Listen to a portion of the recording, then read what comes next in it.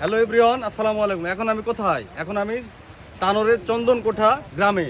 ঠিক এই গ্রামের এই মুহূর্তে দেখতে পাচ্ছেন যে আমার চারপাশে কিন্তু প্রচুর প্রচুর পানি জমা হয়েছে। গত কয়েকদিনের ভারী বর্ষণে বন্যার একটা অবস্থানে দাঁড়িয়ে গেছে এই চন্দনকোঠা গ্রামটি। দেখতে পাচ্ছেন যে এখানে অনেক পুকুর পুষ্করণী সবগুলি ডুবে গেছে। পাশাপাশি কিন্তু এখানে যে মাছ মারতেছে, পুষ্করণীগুলো ডুবে যাওয়ার কারণে সেখান থেকে ছোট বড় অনেক ধরনের মাছ হচ্ছে।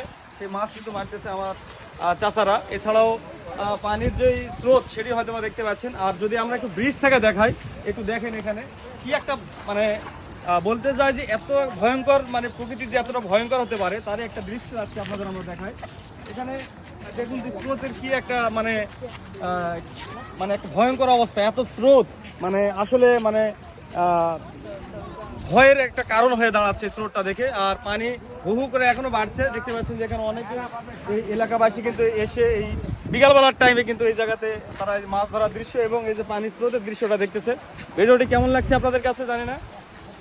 যদি বেসিক্যালি যদি ভালো লেগে যায় তাহলে অবশ্যই ভিডিওটি শেয়ার করে দিবেন। এরকম নিত্য নতুন ভিডিও আমাদের পেজে আসতে থাকে। পরবর্তী ভিডিও দেখার আমন্ত্রণ জানিয়ে আজকের ভিডিও কেন শেষ করছি। ততক্ষণ সবাই ভালো থাকবেন, সুস্থ থাকবেন। আল্লাহ হাফেজ, আসসালামু আলাইকুম।